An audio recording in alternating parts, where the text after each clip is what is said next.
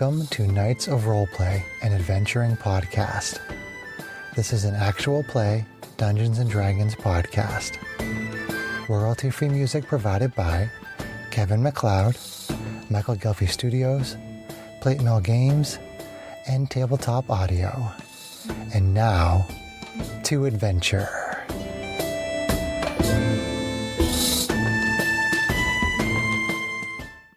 Hello listeners, thank you for joining us for this episode of Knights of Roleplay.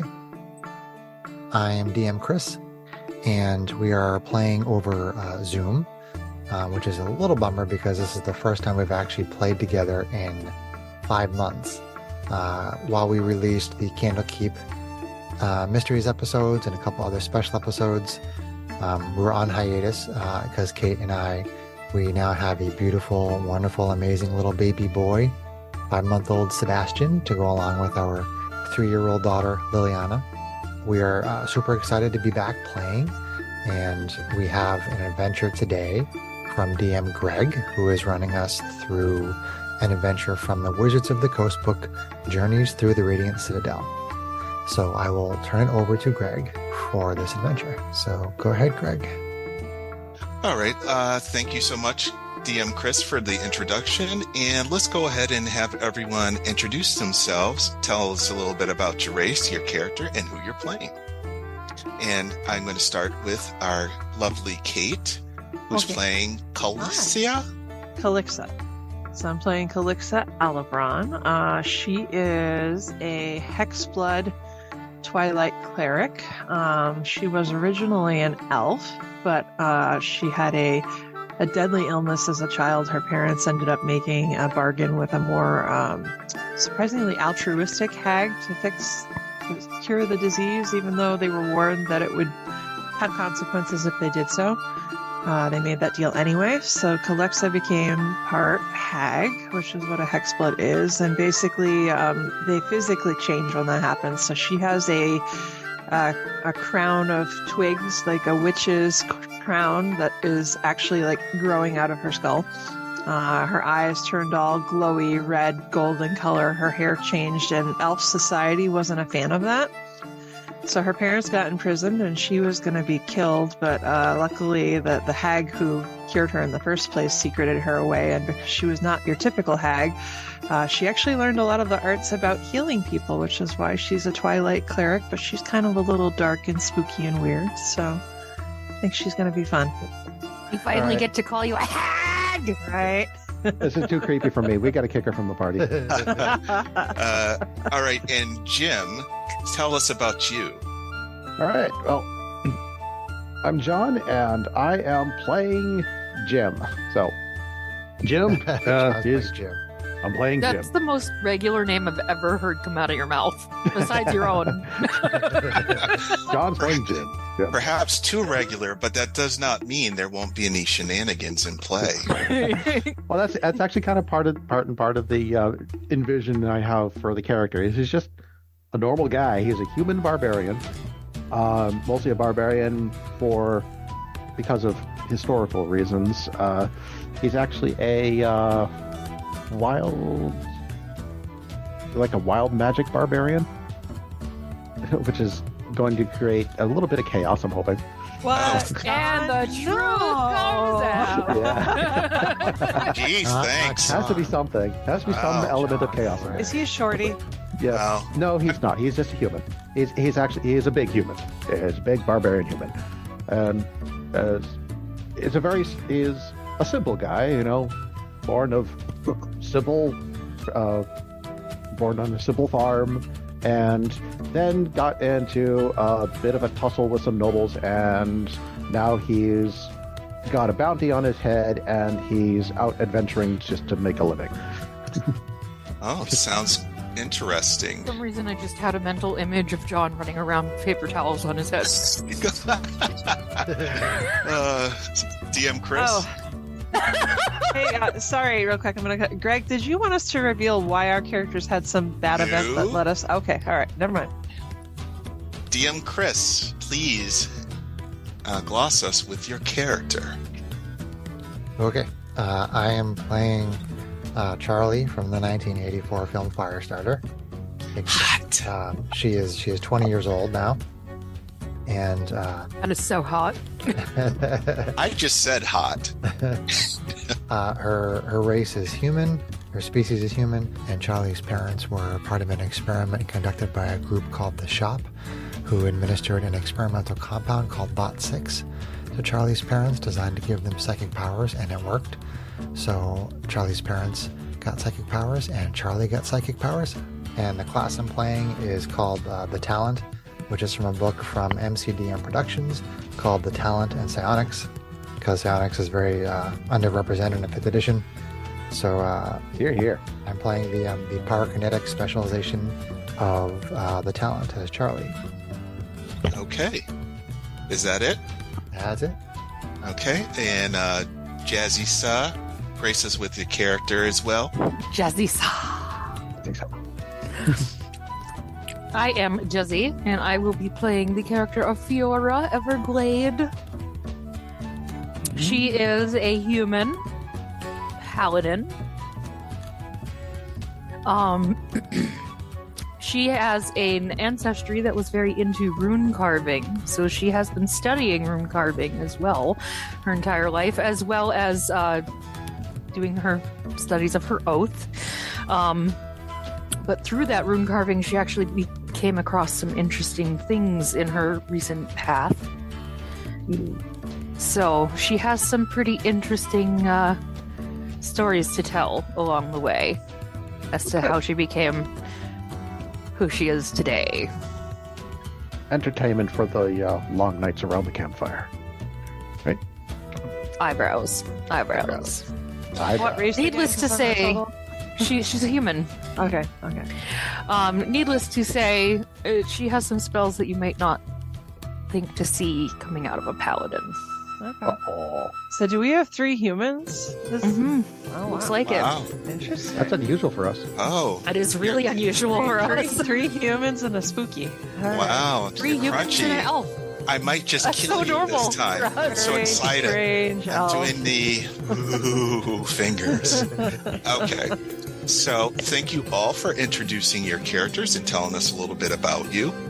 So I am going to give you the introduction to our adventure. We're all ears.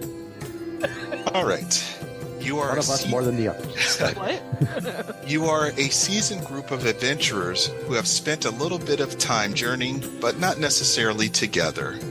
You are familiar with each other, who you see in front of you, having heard unconfirmed stories about the exploits of each other, and you may even know firsthand some of the things that have been done.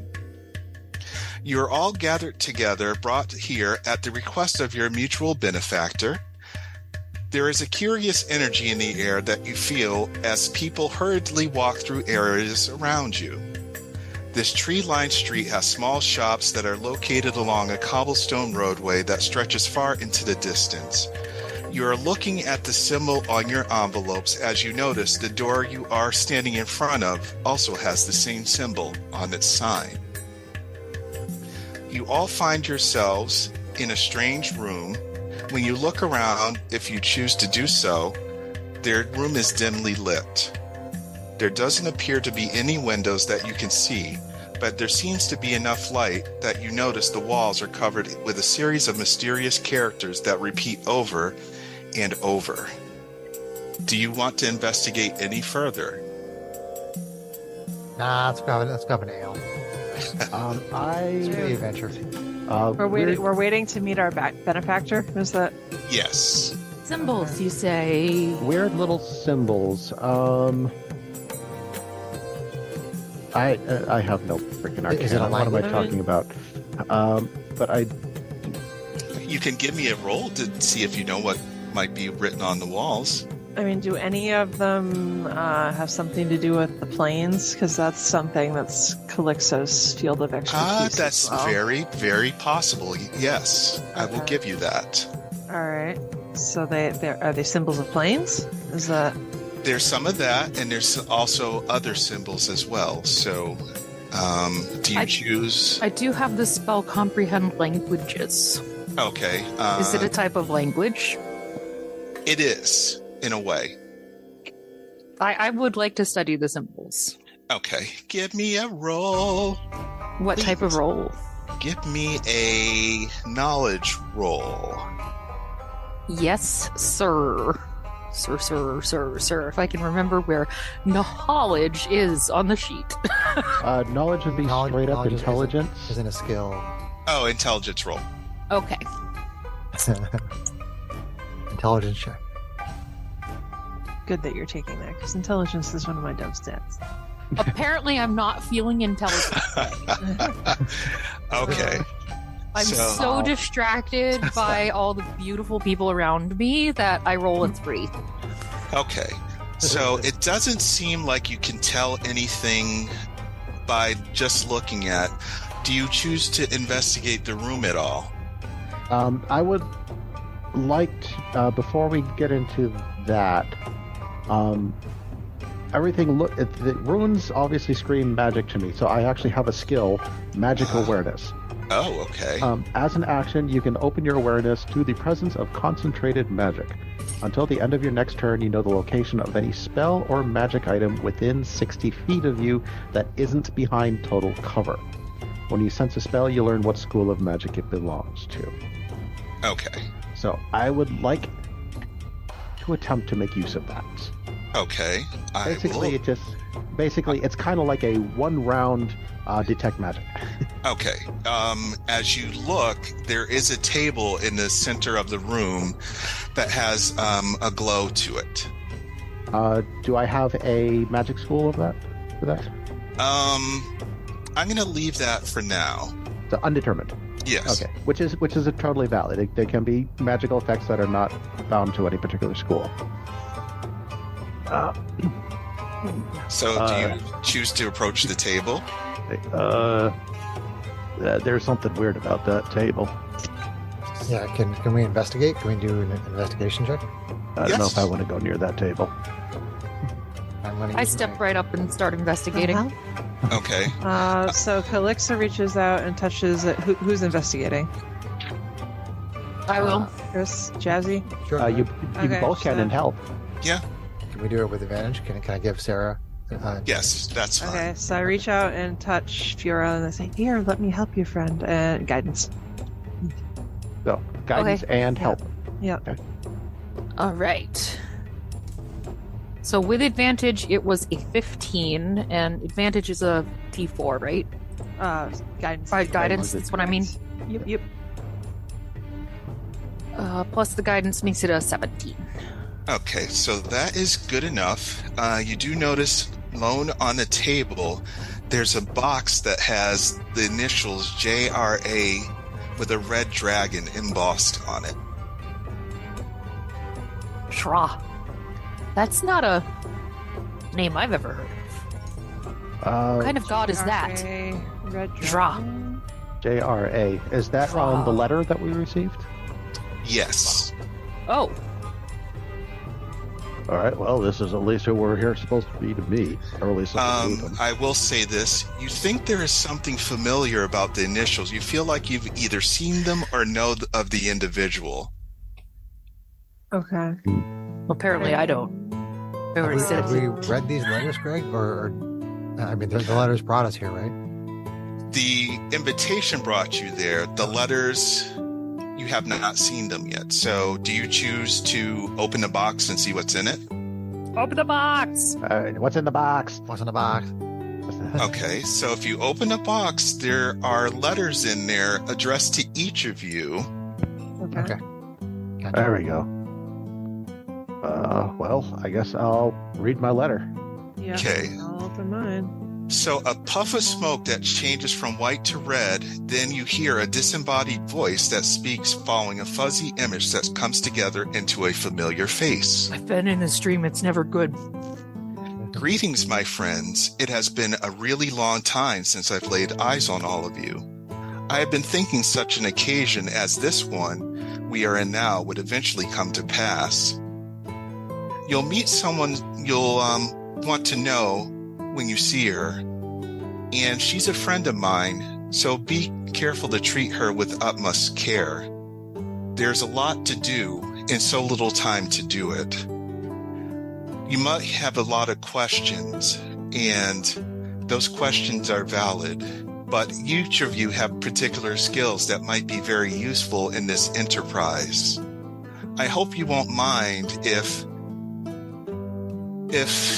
I perhaps take a little not advantage of you, but maybe ask for your talents in return for a favor that I'll explain to you later. If you must know, at the bottom of the letter, there is a name. In that name, it says Julian Immature, but most people know me as Rael. So, with that, you all feel a strange sensation that makes each of you feel disoriented, and before you can say or do anything, you're all gone in a flash, and you feel a powerful sensation followed by a whoosh sound and flashes of light that send you and your field of vision into darkness, where you can no longer see or feel anything. Oh, we're gone. Adventure over. Thanks, guys. Again. So you find Worst yourself. adventuring party ever. No. First You 5 find- minutes. You find yourself when you come to again that you're in the town of Promise, and going on right now in Promise is something called the Awakening Festival, which is now underway. You see and hear a festive atmosphere and things going on that you might feel inclined to join. You still don't know why you happen to be in this city of Promise, or the town of Promise, but as your benefactor has said, you will meet someone there who's very important, of which your services are needed. So, what do you choose to do? Wait, did you tell us? I'd never trust someone. Never mess with magic. You don't have to. He did mention a name, and he didn't say a last name, but he said her name is Delanor Godson. Did he give us any descriptions on like race, class? No, he didn't say anything else, just a name. Okay. That was all he mentioned. And then he didn't even tell us the nature of what the favor was that he needed, right? No. Okay. I think We're at this looking point, for someone named Delanor. Okay, and So Greg, she you're must be so somewhere here. Rael, was that your character from the Points of Light game? That was. Was say. yes, that's Rael's level 20 MF sorcerer. Yes. Censor myself because That is a callback to our very first campaign, which is not a podcast campaign, but just wanted to clarify the nerdy throwback there. They all say hour, but I thought that would be a wonderful way. Yeah, I think that's cool, Greg. I think Yeah, that's cool. awesome. I love it. Okay, and so Rael sent us here to meet Delanor in this town where there is the Awakening Festival going. Yes. Okay. So I'm assuming we kind of know that by probably like banners or something like that. Yeah, around. there's banners, there's people singing, running Is there around, other food dressed stalls? up. There's food stalls. And did you say that we worked together before? You worked together, but not necessarily. You know each other, but you didn't work know each other together. by reputation no, more of so each than other. anything. Correct. And we've all just been kind of called Okay. here. Now, did we start at the Radiant Citadel? Is that where we were before we got sent here? Nope, you were somewhere. I don't think we know. Go You don't somewhere else. Interesting. Okay. Yeah, we don't even. What's this Radiant Citadel? We're in Why do we ask so many questions? Why do we always ask so many questions? Too many questions. I There's a thought party the going point on. was to figure it out. You find yourself in a strange place with a festival going on. You know, anyone looking can see that it's a festive time, but obviously, too, there's a kind of an undertone of different things going on. You hear a song playing in the background, and you know, everyone kind of joining in as a single entity going through, enjoying this celebration itself. Yara's kind of going to be standing there, kind of looking around. She's holding onto and kind of rubbing between her fingers the holy symbol that's hanging around her neck. Okay. Are you nervous? Can you tell? Well, you're kind of fidgety. Well, I mean, did you not just experience the same thing I did? Complete darkness and then waking up in the middle of a festival. Yeah, but it's not the first time. Really? What kind of Friday nights do you have? Well, hey, sometimes you gotta live it up a little. What can I say? Living it up. Do you choose to interact with any of the locals? Yeah, I want to kind of find out what the festival's all about. Like, is it religious in some way? Like, Is there any way to what are find they celebrating exactly? Roll a intelligence check.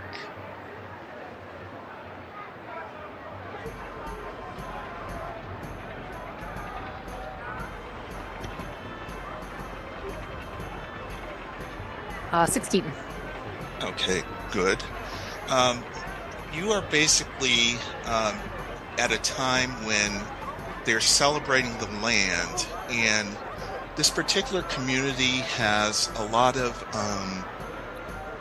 misfortune, I would say, that befalls it. So this particular festival brings everyone together, and there's lots of local crafts, lots of local music, and this one particular song is that you keep hearing from time to time is called the Awakening Song.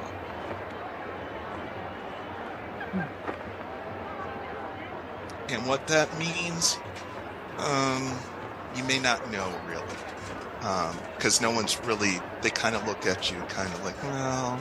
Okay, I mean, obviously the song has lyrics. Do you have lyrics that... No, I don't. The song just is. Yeah, it's just something you hear in the background, everyone singing as they go about their business. They're doing a little dance, dancing back and forth, singing like they're enjoying themselves. Do we know how to find Eleanor? Do we have any information on how to find her? You could probably ask around a bit. But you can ask around. You do notice, however, there's a cool vendor that actually sells an interesting doll that you can get for 7 copper pieces. Are these locals kind of looking at us like, who the heck are you? The locals are spending more time at this particular booth because the dolls are really cool.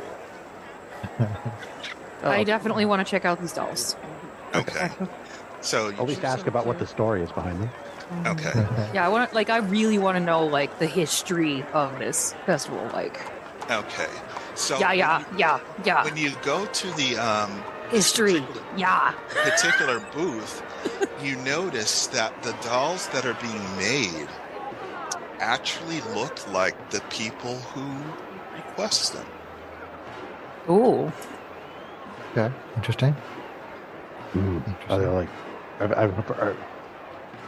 And those are like so popular that the line is pretty deep in terms of waiting for someone to get one of these dolls. I'd at least like to ask the people in line what the deal is with the dolls. Why they why they're getting a doll that looks like them. Well, these particular dolls, like they're one of our most known things, and as being a local, it's one of the only things that really kind of stands out when we have the festival. So that's all I know, really. So you're just buying them because they're novelty? We buy them because how can you not love a doll that looks like you? Like, isn't this cool? Yeah, you got a point there. Are they cool or are they creepy? Of course. But Charlie's gonna ask this person. Did you have this commissioned? We just tell the person, and they'll go ahead and make it for us. For the 7 copper pieces. They don't look exactly like us, but they're pretty good. They're pretty good approximation. Like you can see a I have the doll in front of me, and you can probably see everything that looks like me. Yes, it's a very good I think likeness. it's like yeah. really, really cool, you know. Yes, But very cool. But I don't know if I should be talking to you really long. So I think I'm going to Okay. go. Oh, well, enjoy the festival. It looks very merry. Have Thanks. fun. Bye. Bye. Bye. And so Well, might as well That get one at was least for a interesting. souvenir. you do have the option. Do you choose to walk around and just enjoy the festival and kind of get a feel for what the locals are like? Do you choose? I have no need for a doll that looks like me, I think it's adorable.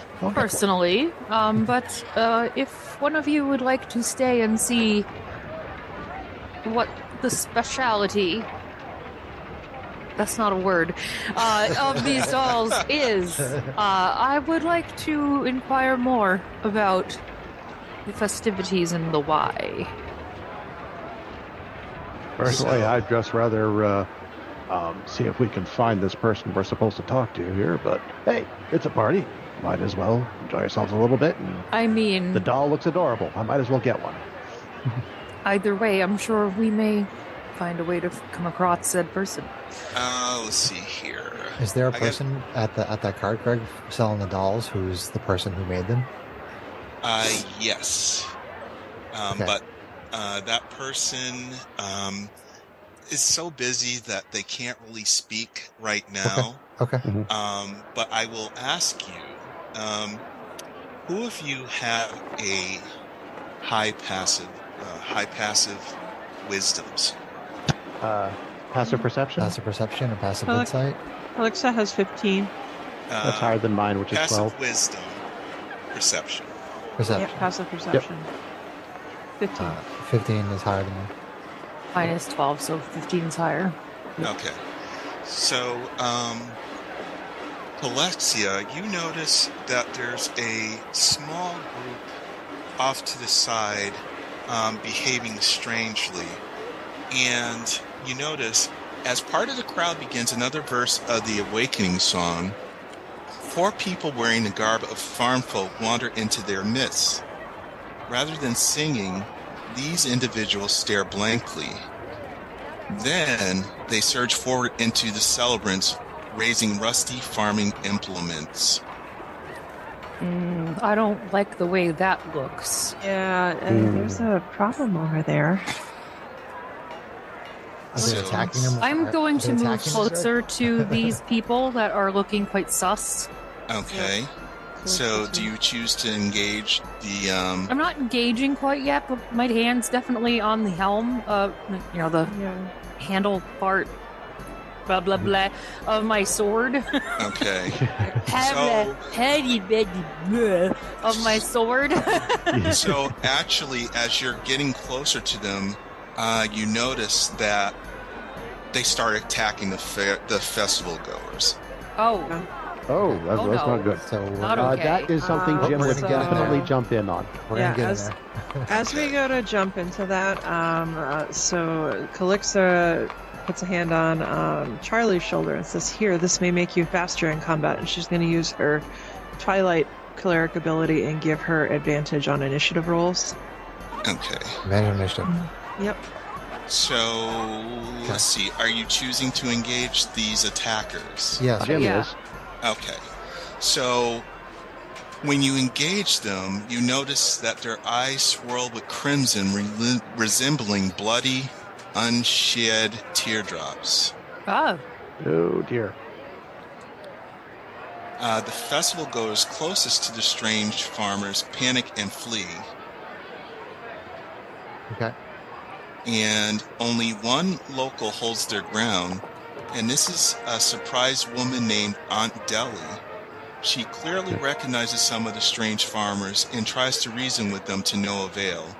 Aunt Deli shouts for you not to kill the farmers, noting that they're not behaving like themselves. So, are you still engaging, noting that Yeah. she asked not to attack them? Well, then am. who are She said they not to kill them. behaving? Not to kill like? them. Kill them. Okay. Yeah. Yeah, we're still gonna try to stop them. Yeah, we're still gonna try We're to trying not stop to kill them. them. Absolutely. Well, Sorry. I'm going to yell back real quick. Well, who are they behaving like? And what has possessed them? Problem for later. I don't know. They're just. I can't really tell you. I just know that they're people I know, and that no one should harm them or hurt them, because they're not themselves. Okay. Problem for later. Now we got to deal with this first. And I am attacking. Okay. Just with my fists. I am not bringing out my axe. All right. So you are roll for initiative. Ugh. Hooray. For the first person rushing What in, are we gonna do? I rolled a frickin' 1. Oh, that's terrible. That is terrible.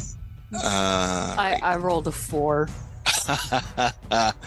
I see it. Oh man, a 3. My Knights of Roleplay D20 is A doing 6, good for me. 6 with the modifier. I'm telling you, sick. man, your Knights of Roleplay dice. Are boy specific?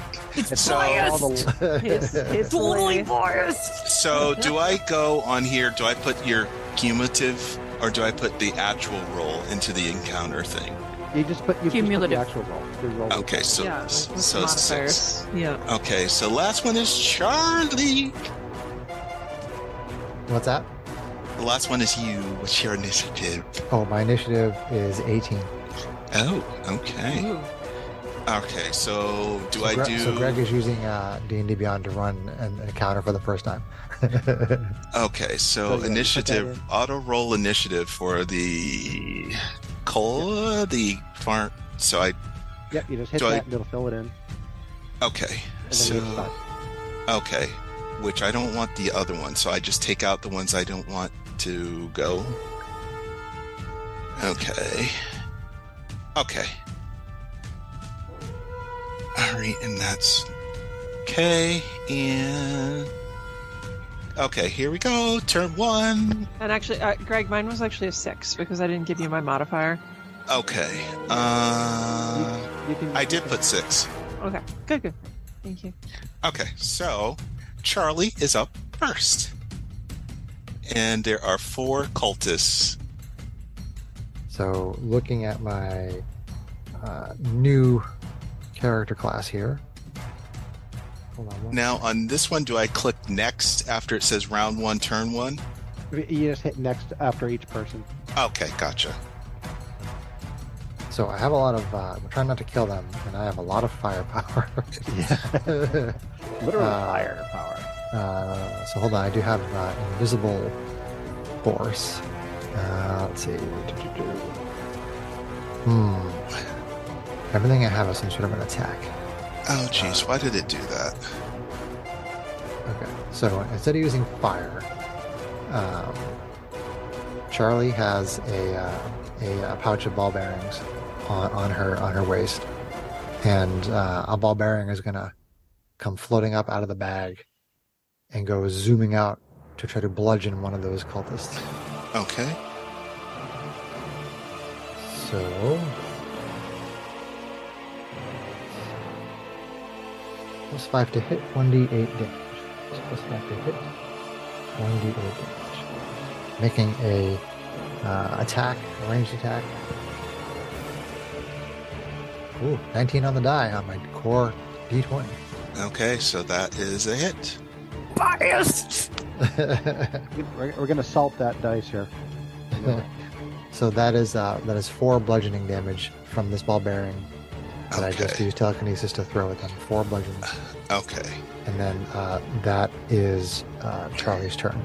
Okay, so that farmer that you hit is Pharmist A.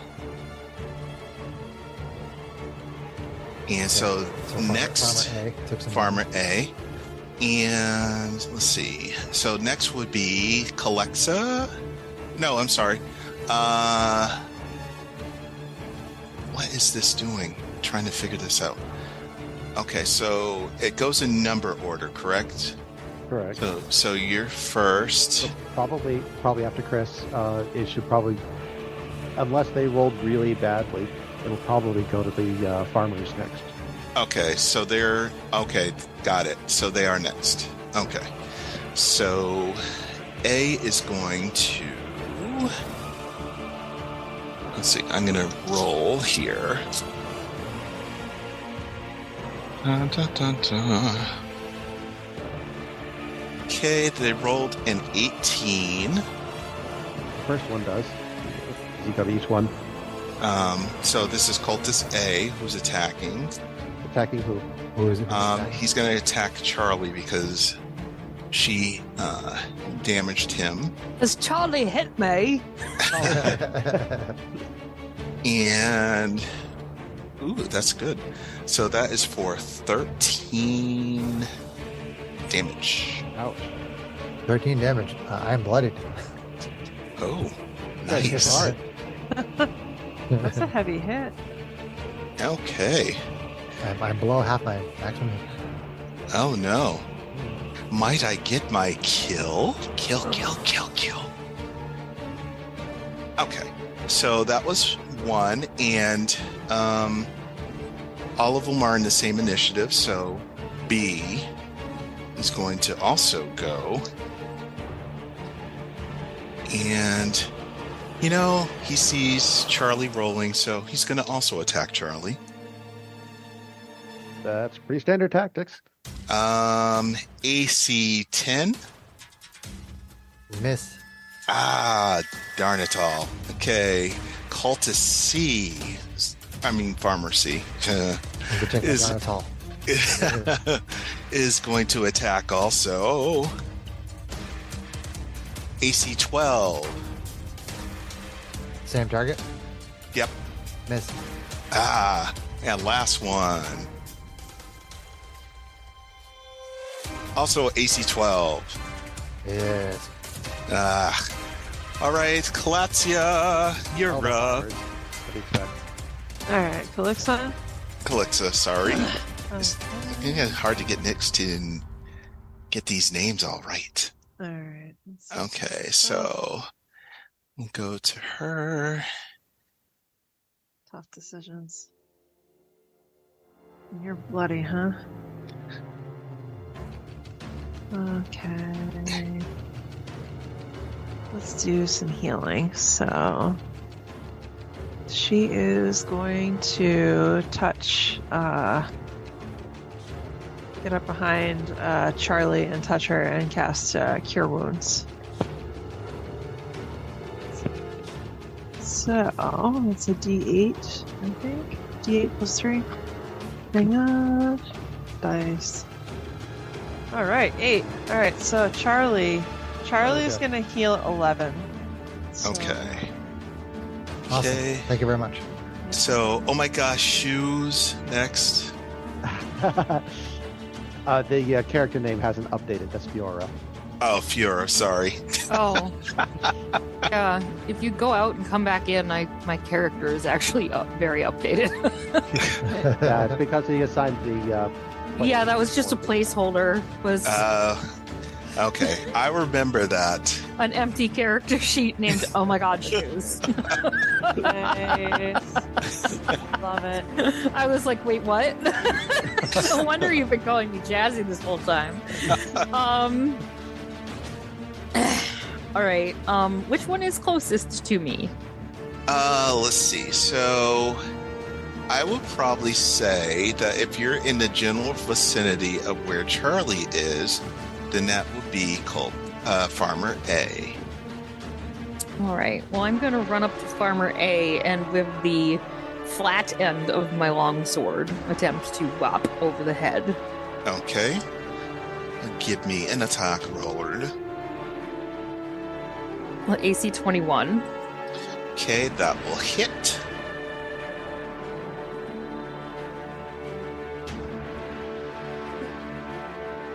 For 8. Okay, that one is down and out. Okay. Okay. Actually, that was 11, but yeah. Okay, that one's out of the battle. Are we attacking with Sarah? The longsword. And she hit him with the flat. With the flat. Okay. And I rolled with my dice of true colors. Is there anything else for your turn? No. Okay. I believe then that will be it. Go to just Jim. Jim. Jim. Jim. Trying not to kill them, Ragey Barbarian. Kill him. Oh, that's okay, because Jim is pissed off that they're attacking people, attacking innocent people, so he's gonna rage. I would like to Rage! He's gonna rage. But he's still going in with his fists. And Okay. he's gonna attack whatever the closest cultist or farmer Fist of Fury. with his fist of fury. Which unfortunately does not activate his great weapon skill. But it does. Oh no, it has to be with a melee weapon, and a fist is not a melee weapon. But that's okay. That's right. And by raging, let's see. As soon as he rages, let's see. I roll a.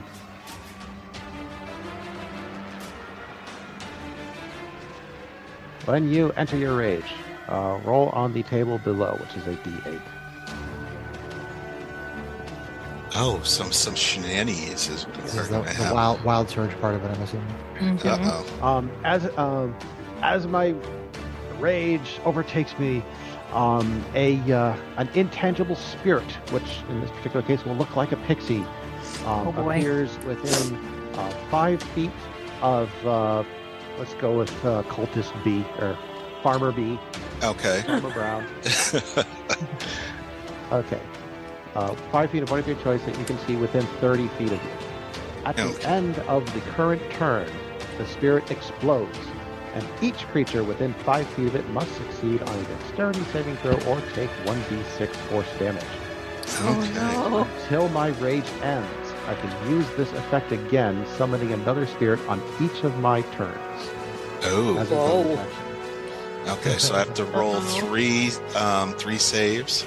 Hang on. If they're all standing within 5 feet of each other and not till the end of the turn. Okay. So I would yeah. probably say, since they're farmers, that they're probably very close to each other, within 5 feet. Kind of makes sense. So I'll be, standing on the outside of the group, or outside of that 5 feet. So how You many can farmers are you visualize going to kill? And just gone up. Because this is magic, right? Yeah, but it's only a D6. It's only a D. It's only a D6. Only a D6, he They're pretty says. crunchy. She took one down with like a hit of 8. Well, it had already been damaged. That one had already been damaged. Yeah. To be fair. To be fair. To be fair. To be fair, this guy's going to take a fist to the face. Oh. Cast fist. I hit AC 10. That is going to miss. Oh, well. That's it. Wait, hang on, sorry. It's a +5 to that. So 12. Okay. Wait, that's a plus 22. That meets. Yeah, beats it. That's it. AC tracker. John forgot how to play D&D. I forgot how to play D&D. It's been 5 months. I know. But unarmed strike is a straight up 4 + 2, straight up 6 damage. Okay, so right, 6 damage. I cheated. I've been playing with other people. Okay, so this cultist is bloody. And the pixie explodes. Okay, so what happens? Back. We're exploding pixies now. For Horror. 4. For additional 4 to all of them? Yep. Okay, so another one is going. Do they all make saves, John? Oh wait, yeah, I think they do make it. Do they all make saving throws? Roll that back. Okay. Let me see that. Oh, your character, John. Yeah, John John. really forgot how to play D&D. Your character. Yeah, I'm trying to keep up with everything too. Dexterity saving throw. What is the DC on that? Let's see. So you have to make a 8 save plus for my each of proficiency those. bonus plus my constitution Each of those bonus. 3 So will it's need to 8, make a save. 9, 10. Okay. So DC 13. They also Okay. make a dexterity saving throw DC 13. Okay, first one fails. Second one fails. Third one fails. Okay, so they all take 4 damage. Okay, so all right, 2's knocked out, and okay, and there are 2 that remain. Okay, and is that everyone in the first round? Okay, and we go back up to Charlie. Okay, so the initial attack that she made with the telekinetic ball bearing, she was making that from 30 feet away. Mm-hmm. So can I say that she is not up there in the melee? That's fair to say. They all attack came a couple after times. her, though. Yeah. They all came in on you and attacked you. Right. I was a little confused by that. But so I mean, so are you saying they're up on me right now? Yeah, they're in your area since the other people that were gathered kind of ran off. Okay. That's fine. So so Charlie, after taking that pretty massive hit that hurt her, she seems to kind of lose her composure, Oh boy. and her skin starts to sweat, and there's like these waves of heat coming off of her that cause her long blonde hair, to kind of start to like fly up in the air around her from all the heat. Someone's getting hot. And her Punch body, Charlie. her body is surrounded by flames. Up the sides of my face. Uh-oh. Oh boy. How many farmers are we going to kill? You can see that she's like upset and she's losing control and she's trying to hold it together, but she got hurt so bad, and she doesn't actually make any kind of an attack though. I'm going to say that her trying to show restraint, she puts up this protective fire around her. So like if they want to attack her, they will take damage from fire, but she's basically going to try to she's not going to step away because she's smart enough to know that they may attack. She's just going to stand there. She's going to stand there. Okay, behind this wall. Yeah. Well, I mean, it's on a wall. It's just surrounding her entire body. Okay. So it should be obvious to the farmers that if they attack her, they're going to take fire damage. Now, I don't know. It doesn't sound like they're in their right minds, and they may do it anyway. Do they feel heat? They absolutely feel heat. Yes. Okay, They then absolutely I feel would heat. say that they're probably reluctant Okay. to try to touch something that they Sure. feel is hot. That They're is feeling that is what Charlie is hoping in the midst of her trying not to burn these guys into ash. She just puts the fire around her and she stands there hoping they won't attack her. So I mean, that is there is this giant hulk of a guy standing there. Yeah, they turn towards him Okay. because they were put down by multiple attacks there. They're not so. total ash holes. No. Yeah, I get At least not yet. Okay, so They have an ash scheme for it. boo. So Charlie uses Crest of Fire and then passes turn. Okay, so Farmer C sees Jim, who took down one of their fellow farmers, and they decide to attack. Okay. And a critical Oh. for a total of 14. Really, 7? Really sad. Jeez. So I 7 love that damage. That's probably going to be like a permanent thing now. But really, 5. Okay. From Sarah's Yes. character, Chris from Tomb of Annihilation. So that was Farmer C. Now, Farmer D is also going to follow suit. And they, however, rolled a 3. So I'm guessing that's not going to work. Duck it. Bobbing and weaving. Bobbing and weaving. Okay. So we go to, I'm going to say even star. Say what now? Calexa. Okay. Oh, fun. All right, let's see. We're gonna just play with something different. Yeah, there's still How 2 many up. hit points do creatures this spell can affect? Creatures 20 feet of the point you choose within range are affected in ascending order of their current total hits. Lowest. Oh, interesting. There's no saves. That's different. Yeah, All right. spells that affect hit dice of creatures generally don't have saves. Okay. They just All right. So work from lowest this, hit die to highest. this could be really appropriate. Lowest hit She's points. just gonna. She's gonna point up a hand and say, "I think everybody just needs to calm down," and she's going to cast Sleep. So she's going to roll 5d8 worth of hit points. She's going to center the spell so that it's within, so that the two remaining farmers are within 28 feet of the point that I choose and none of my allies, hopefully. Okay. So I'm going to roll my 5d8. Let's see here. And find my dice. If I can find my dice. That's nice. Where are they? I know I have more d8s. Oh, come on. That's not a d8. That's a d8. That'll do... Oh, that's a d4. That's a d8. D8. And that's a d8. Okay, 1, 2, 3, 4, 5 d8. Perfect. Alright. Let's roll that. Spell I've never used before. Oh, good. Learning curve. Okay, so Greg, I am able to affect 18, 20, 23 hit points worth of creatures. Okay, they're all very tired. Okay, yeah, because it basically starts with the lowest hit point creature and then the next highest hit point creature, so I was hoping it would be enough to make them both decides. Yes. Time for nappy time. That puts them both to sleep. Oh. Okay. And they fall down. Wonderful. Yeah, they're all down. Yay, something different. Okay, so that ends the thing. How do I end it?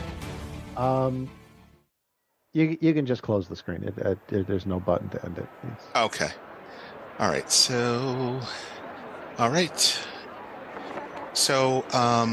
after this whole scene of events unfolded, the farmers are down on the ground, and most of the attendees to the festival are returning to care for the ones that have gotten injured during this whole scene that's in front of you.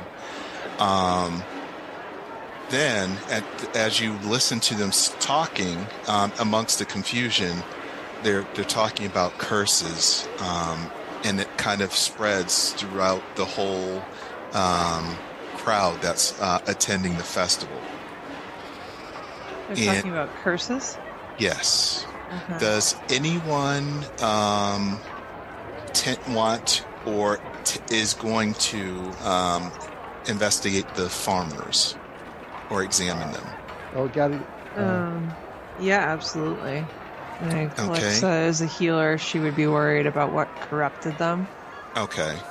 Yeah. So with that, I need a DC 13 check. It could be either religion or arcana. Okay, she's going to guide herself and make an arcana check then. Which I think that's better than way better than religion. We'll do that. So, DC 13 arcana. What do we do? Spooky dice? Why not? And D4. A bonus D4 if I can find one of my caltrops. Where are my caltrops? There's a caltrop. Okay. Okay. So that'll be 18 and 19. Okay. 19. You have a distinct feeling that the farmers are being magically controlled by something. Okay. Alright, so say I think that there's some kind of magic that is affecting them. They're being controlled somehow. I think it's about time we try to find whoever it is we were sent here to talk to. Is anyone attempting to deal with the farmers at all? I think that we should at least restrain them so they can't make up. You don't have to do that. The locals are doing that themselves. I will be removing their instruments from their hands. Yeah, does anybody have anything That sounded would dirty. help to dispel any magic or perhaps try to remove whatever is influencing them? I don't think I have anything prepared today that could do that. I'm going to tell you that with your roll, you have the feeling that whatever is the issue is not going to be something that will be able to be dispelled. Okay. All right. Well, then I mean, they're being restrained. I don't think they can hurt anyone. Maybe we should try and find. I agree with Fiora. Maybe we should find the person we were sent here to find. Okay. And are you still investigating the farmers? I think you're talking about Jim. Or Jim. I mean, you mean like check out the farmer, like see if they have any kind of... Yes. Do they have any? Yeah. We'll investigate the farmers, I guess. I actually would like to use my divine sense to detect if there is good or evil at work within these farmers. Okay. Give me a roll, and you can do it as you choose, either religion or arcana. Or would it be a wisdom?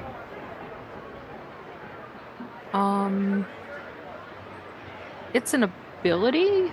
Oh, okay. So you don't have to roll for it. So it's the presence of strong evil registers on your senses like a noxious odor, and powerful good rings heavenly music in your ears. As an action, you can open your awareness to detect such forces. Until the end of your next turn, you know the location of any celestial, fiend, or undead within 60 feet of you that is not behind total cover. Okay. You know the type of any being whose presence you sense, but not its identity. Okay. So you are pretty sure, based upon your smell, that you're smelling, it's quite foul. It's like almost overwhelmingly so, to the extent that it might make you a little bit, nauseated.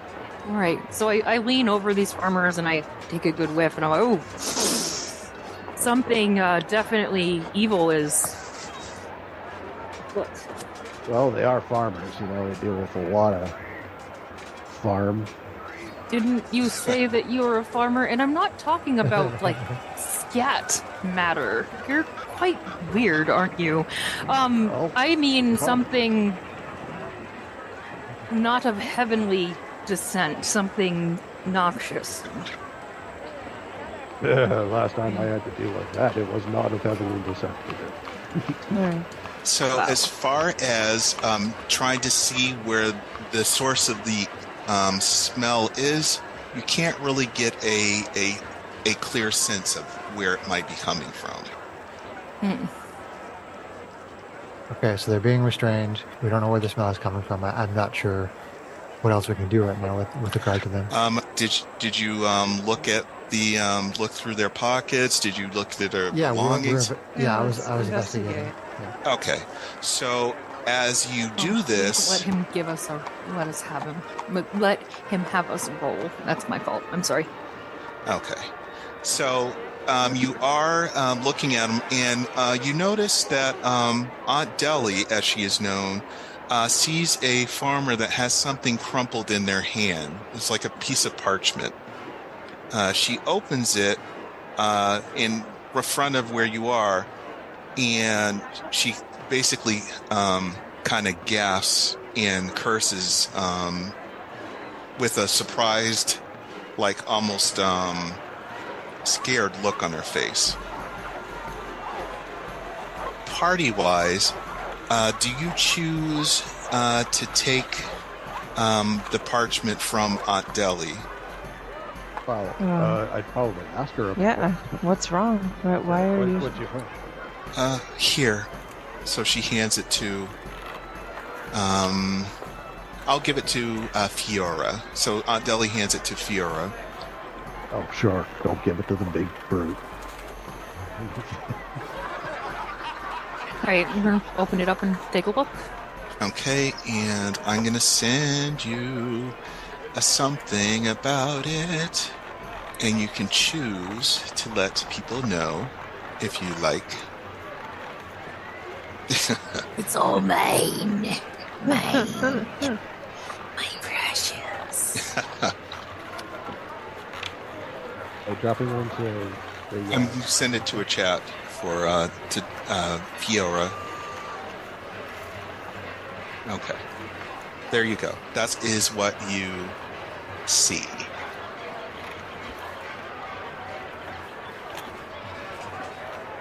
And Oh my. Oh my. Oh my. Well, I'm no expert in pictograms. As I said, runes are my specialty, but this doesn't look good. And I start to pass the parchment around. It has a sketch of a child struggling to swim with dark water around it, and there are hands coming out from beneath the surface that are grasping at the struggling child. This was in the hand of the farmers. yes, Yes. Okay. Do I feel anything looking I at would this parchment? I would say you feel a mixture of sadness and grief, but also fear.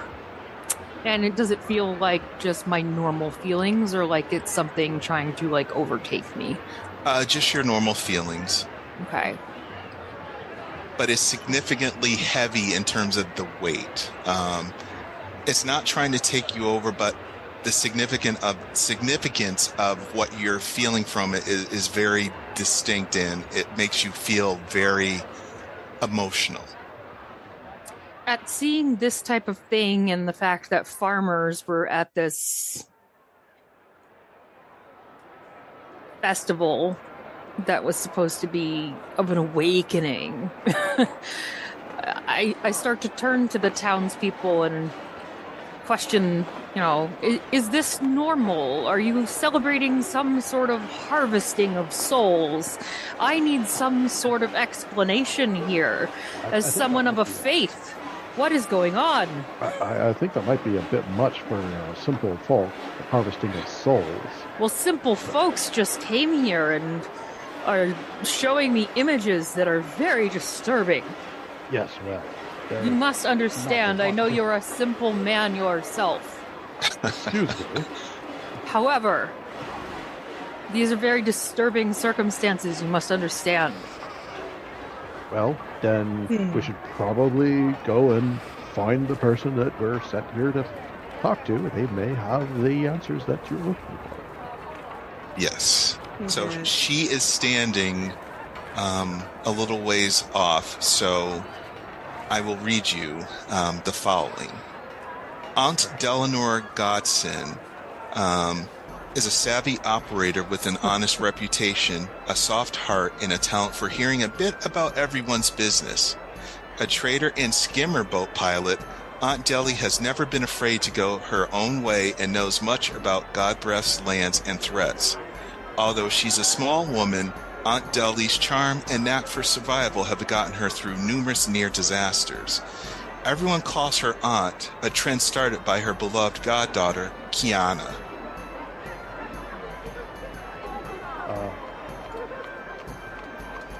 So, is anyone talking to her? It says say, wait a minute. Does she like stand out from the crowd, or Aunt, you said that people call you Aunt Deli? Yes, that's something that's been a long time in the making. I don't know. Okay, I don't know. I guess I know a bit about everyone. So is Deli short for Delanor? Are you Delanor? Yes, that's me. Oh. Okay, for some reason, I'm having a complete brain fart. Name of the person who sent us here, please. Rael? Rael? Rael. Why the heck did that not stick in my head? Sorry. Yes, Rael. It's been a long time. It has been. A long time. Oh, you know Rael? Have you heard of this? Have you heard of Rael? Was the Oh memory yes, I met him a long time ago. He's a lovely man. Like he was just visiting, and he told me some adventures he had with a sister or a cousin, someone that I vaguely remember. But yes, the that sketch that you has, it's really it's really shocking to me, and I just don't know. I really don't know. Well, they seem to have been volunteered to assist with something that we haven't been told. I think Although the worry. that you would know what it is that he sent us. Well, just seeing this drawing is just really, it's really kind of emotional. Naturally disturbing is what it is. Seems like divinity might have brought us here. The worry would be if this is some kind of ritual that these farmers were sent to. I see you perform. rolling your eyes, John. That's my concern. They're tied up, but was there a child who was the target of this? Is there a child missing in this town? So I will explain what the drawing means. The sketch was drawn by my goddaughter, Kiana, and I recognize the style just so immediately that she consistently always draws the same picture over and over again. As a child, Kiana saw one of her best friends drown in the lake while they were playing, and since his death, all she does is use art to kind of vent her sadness and the guilt that she feels about that fateful day. Even now, she still does drawing with that. How does that end up in the hands of a farmer? I don't know. She's currently working a farm in Rattle, which is a half-day's travel from here. She was due to return for the festival, but I haven't seen her yet. She isn't here. She's supposed to be here. So you can see why I'm so concerned. Does your goddaughter have magical gifts? Is there a chance that something could have gone wrong with her grief that would influence others? No, I don't think it's anything like that. Yora glances over at Charlie. So your goddaughter made this drawing from something that happened to her when she was very young? Yes, that was a tragic time, and I still feel that she just doesn't accept it. And where is she right now? Well, she's supposed to be at a farm in Rattle, which is where most farmers are. But she was supposed to be here today, and she obviously isn't. So I'm very concerned about her. I understand. And Rael said that you, I think, would have some sort of a mission for us. Is this? Yes, I would like you to go find her. I don't want to wait, and if you are willing to do so, I can give you 100 gold pieces to go and find where she is. Well, yes, of course. We'll try to make sure she's safe. If farmers are being corrupted and have her drawing, then I think we need to figure out if she's okay. So that, okay, and I give, here are the directions to Rattle. I don't know where the farm is exactly, but once you get there, you'll have to look for it, unfortunately. That's all I can do. How far is it from here? About maybe a day's drive or so. Drive? Day's ride or so. Ride, as in horse-drawn. Ride. Yes. Are you still talking with Aunt Deli? Yeah, absolutely. Okay. She turns to kind of begin to walk away. However, after seeing that the conversation is coming to an end, another local approaches right behind her. And she is a broad-shouldered woman wearing a multicolored dress that complements her dark skin. Boldly, she approaches, saying, I overheard y'all conversation with Aunt Deli. You see, nothing important gets past Lady Dre. I hear you bound for Rattle? Excellent. I'll accompany you. We should depart at once.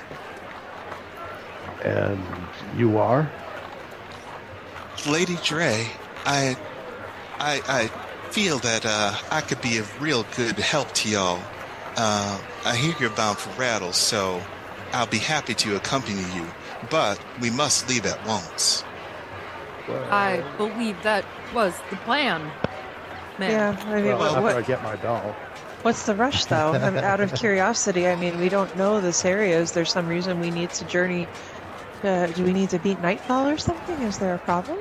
The problem is we don't know what's going on because Kiana is missing, so the longer we dally, the more trouble she could be in. All right, then, well, I I'll get completely my agree doll, with you. Pay for the carriage, and we'll be on our way. Well, let's go find this young girl. All right. Place a hand on Lady Dre's shoulder. And may I ask, where did you find these lovely robes? Oh, these? Oh, please. These are just normal everyday wear. I don't know what you're talking about. Well, you must show me your merchants. Well, you know what? If we get through this, I will be happy to do so. Much obliged, much obliged. So, Lady Dre, she's chaotic good and she's a human scout. Ooh. Is a trader who makes an impression on everyone she meets. Tall and broad-shouldered with strong shoulder-length locks, so she has long hair. She's known for bright-colored clothing meant to catch the eye of potential business partners. She's a shrewd negotiator, thanks in no small part to her love or her storytelling skill.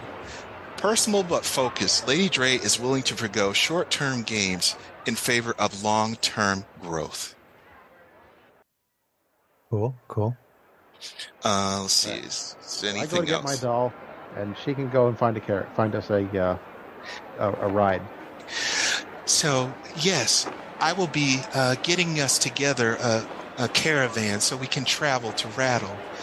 Know that it's going to be a difficult journey maybe for a little bit, but if y'all are ready and you're willing, we can get going right now because we got to meet the deadline of getting there before dark.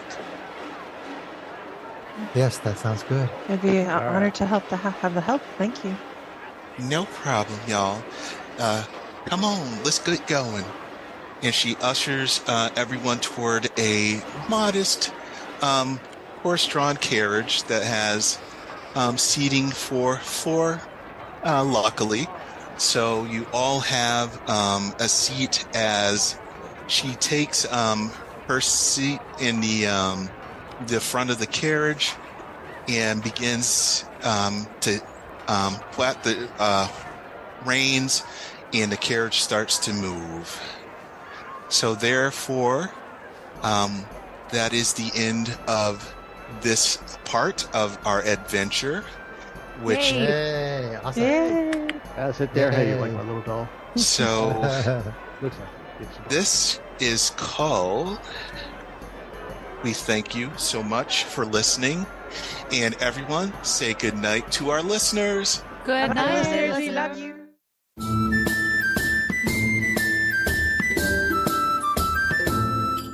If you enjoyed this podcast, please leave us a review anywhere this podcast can be found.